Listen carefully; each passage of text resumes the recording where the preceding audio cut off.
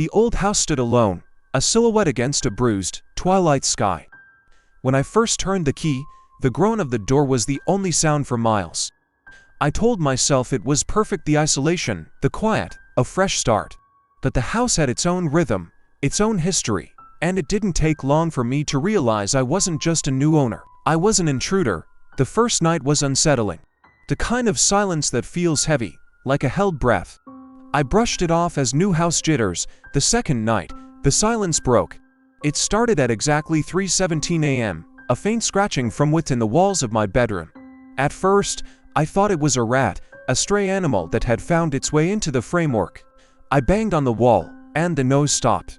But the next night, at 3:17 a.m., it returned. This time, it was louder, more deliberate. Scratch, scratch, scratch.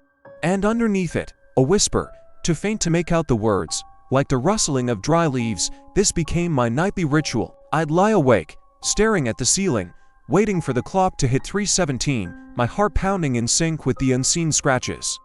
I tried everything. I searched the attic, the basement, the crawl spaces. I called an exterminator who found nothing, not a single sign of pests. He looked at me with pity, probably thinking I was losing my mind. Maybe I was. The lack of sleep was gnawing at me, the constant tension fraying my nerves. The whispers grew more distinct, shaping themselves into what sounded like my own name, drawn out and distorted. Each night, the entity in the wall seemed to grow bolder, more confident. The house no longer felt empty, it felt occupied, watched. Then came the seventh night. I was braced for the usual torment, lying in bed, fists clenched.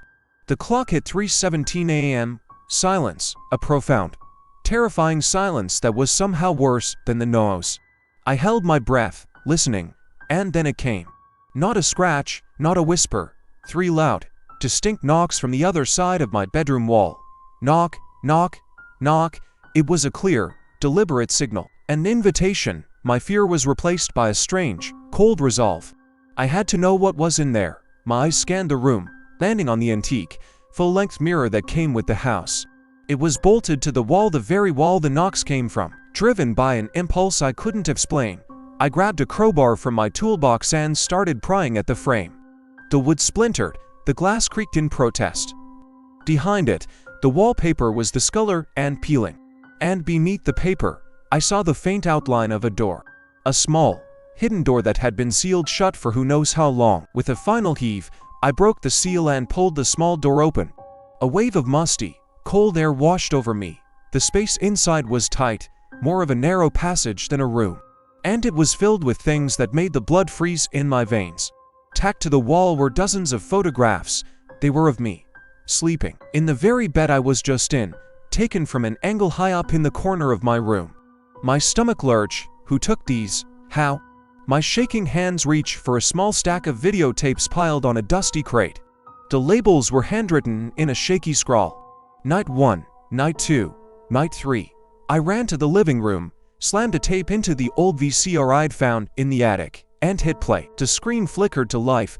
The footage was grainy, shot from a fixed camera angle inside that hidden room, looking out through a tiny peephole I hadn't noticed. Then, the secret door opened, and a figure stepped into the room. The figure was me, or a perfect copy of me. It stood there, motionless, just staring into the camera with empty, lifeless eyes. I watched in horror as the tape played out, showing me standing in that secret room, night after night. My mind struggled to process what I was seeing. A doppelganger, a spirit. Something had been living in my walls, watching me, studying me, becoming me. A cold dread settled deep in my bones, a realization that was more terrifying than any ghost story. This thing wasn't just haunting my house, it was haunting my life, preparing for something. As the tape ended in a burst of static, a new sound echoed from the bedroom. It was a whisper, coming from all around me now, from inside the very walls of the house. It was my own voice, but cold and hollow, and it spoke a single, terrifying word: switch. Thanks for watching.